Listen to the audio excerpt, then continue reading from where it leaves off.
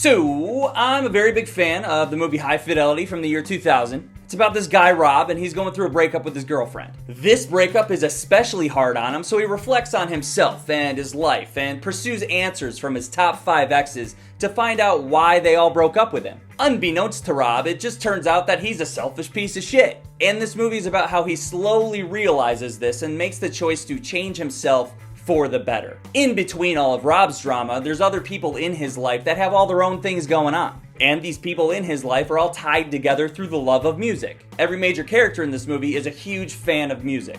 The background setting and foundation of this movie is the city of Chicago. You get a true representation of the music scene and Wicker Park and downtown and the dive bars of Chicago in the early 2000s. As a person that lives in Chicago, it's great. I have literally been watching this movie for the past 20 years. I've probably seen it like 50 times. This is a classic for me. I am a High Fidelity fanboy, okay? That being said, I watched the new HULU series, High Fidelity, which is a retelling / remake of the movie.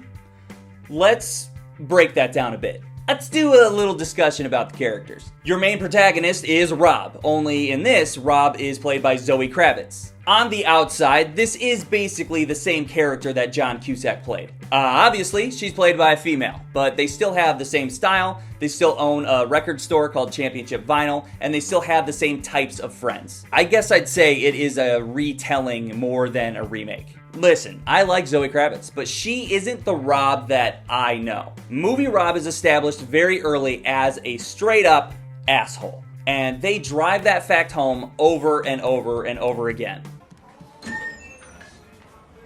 Hey, Liz. Hey, Rob. You fucking asshole! Hey, Barry.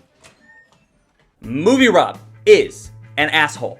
TV Rob is just kind of a douche. She is selfish, but she's actually a good friend and an easier character to like and get behind. What makes movie High Fidelity great is that you kind of hate Rob the whole time. So when he chooses to finally grow up in the end, it has more of an impact and you get this feel-good ending. TV Rob is an asshole for like 2 episodes tops. Another issue that I had with TV Rob was the fourth wall breaking and the speaking to the audience. Movie Rob just did it better. It felt more natural. It just didn't feel the same when Zoe Kravitz was talking to me. She made it a bit weird. I don't know where she was coming from with it as an actress, but it just didn't feel right. I'd say maybe she was just overacting it a bit.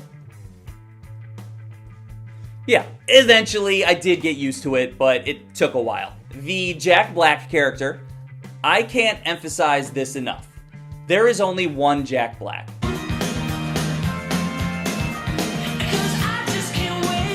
The character that he created with Barry is just untouchable. I'm gonna tell you something for your own good, pal.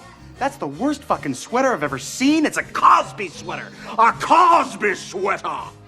Did Laura let you leave the house like that? Because, This character in the show, her name's Charisse. She's a funny, proud, big black woman, and that should have been her thing. I liked her character, she's just not Jack Black. And there were too many times where she was trying to be Jack Black. And when she was her own character, I loved her.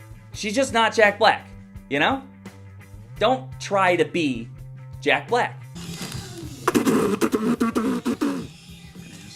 The third character that I want to touch on was by far the most different, and to be honest, I thought he was the best part of the show, and that is the Todd character. Movie Todd is quiet and shy and meek, and he doesn't have much to offer for the movie itself. TV Todd is named Simon, and Simon is fantastic. They take that quiet, meek, shy character of Todd and they just explode him with character development. They decided to make this character an ex of Rob's, and after he dated Rob, he came out as gay. After they establish this, they take this character and they give us an entire side story of what it's like to be this shy gay man. They even give us an entire episode dedicated to his character, and when he was breaking the fourth wall and talking to the audience, he was so much more natural than Zoe Kravitz that it was like a breath of fresh air. And I think the Simon episode might be my favorite episode from the series because it's the most different from the movie. That's when these actors get to shine as their own characters and not reflect the movie characters.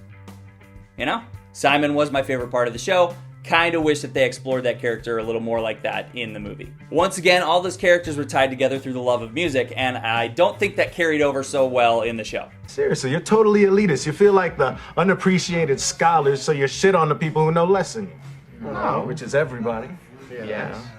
Overall, I did like this show. My problem is that I absolutely love the movie. The downside of making it a retelling / remake of the movie is that now I'm going to compare the two.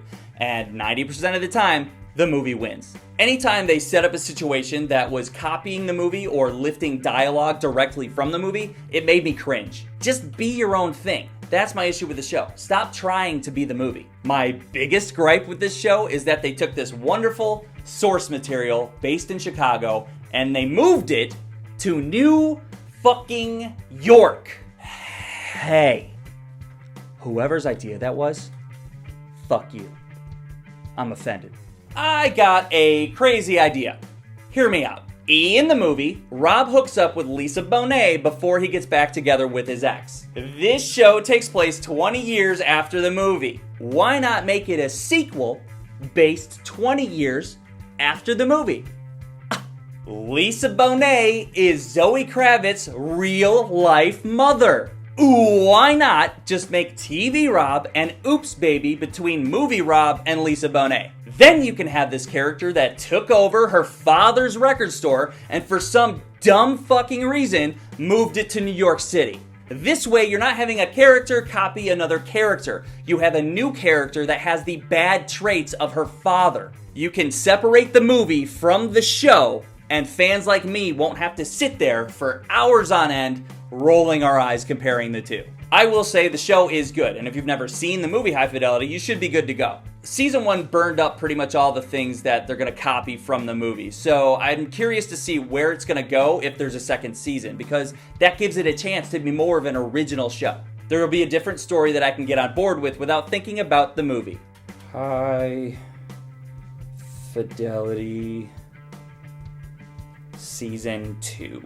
High Fidelity canceled by Hulu after 1 season. Okay. If you're curious and you want to watch the show, I'll say yeah, I recommend it. It is a good show. It's just not the movie, alright? Who am I kidding? Half the audience is too young to know what the movie is anyway. Alright. See ya. Subscribe! So shall we leave it at that then?